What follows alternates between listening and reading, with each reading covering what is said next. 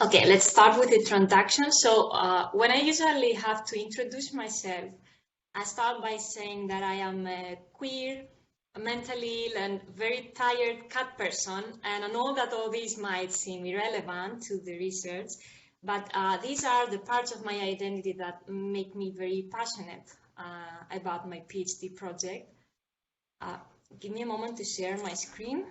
Yes, please. Yeah, there you are. Do you see it? Yes, we can see it. Please start, Nelly. We Okay. can hear you and we can see it. So. Okay. So today I will be discussing, why doesn't it change? Do you see? Okay. Today I will be discussing how to change the game and not the player. And by game, I mean science, technology, engineering, and mathematics. My PhD project is general about inclusivity in the sciences. So you will probably wondering how my PhD project relates to this grant. And my research responds to the urgent need for quality education, equitable and inclusive quality education, and gender equality.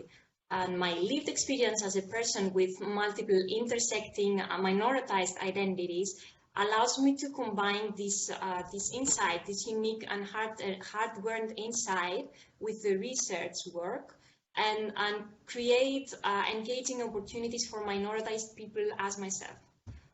So now let's start and say, what is the problem with the game? So the problem is that certain groups of people are consistently underrepresented and discriminated in STEM. And let's be clear about the fact that when we say underrepresented, we mean systematically excluded and institutionally oppressed. So what the problem is that generations of students learn the rules of the game that just reinforce a very narrow idea about who you need to be in order to join the game, and especially in order to win. Being anything but that, and you don't even dare to join the game. And if you do, then we know how certain groups of people, such as women and people of color and persons with disabilities, are excluded from the sciences and STEM fields. What we don't know is the exclusion of queer people in STEM and in the sciences.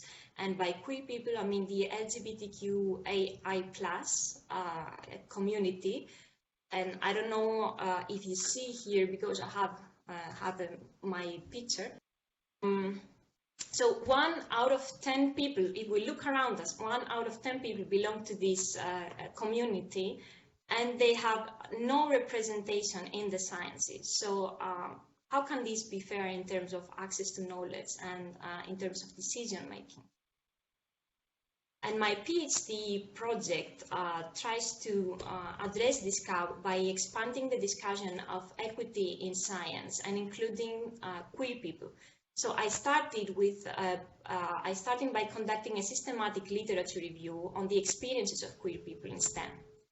And let me give you a spoiler alert: they don't really have a good time.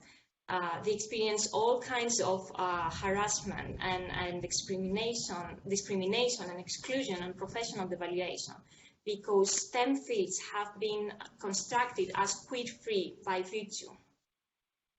They are only welcoming to very masculine, heterosexual and emotional emails, and research shows that they are very hostile for queer identities and people. And this is the case only for STEM fields, because research shows that this doesn't happen in social sciences or other disciplines, humanities, in arts. And queer people in STEM have all these negative experiences because of their gender and sexual identity. So as a result, they're more likely to withdraw themselves from STEM. So now that we know that, where do we go from here?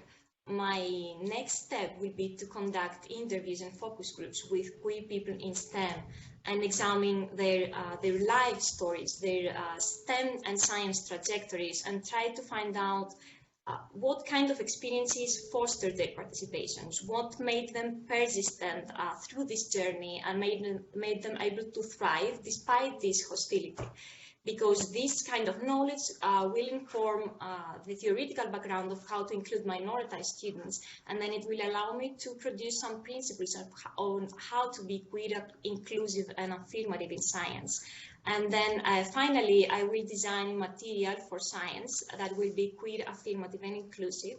And this material will not only be important for queer students, but for each and every one of us, because if we want to achieve an equitable and inclusive education in science, what we need is to change the game and change who you need to be in order to win. Thank you.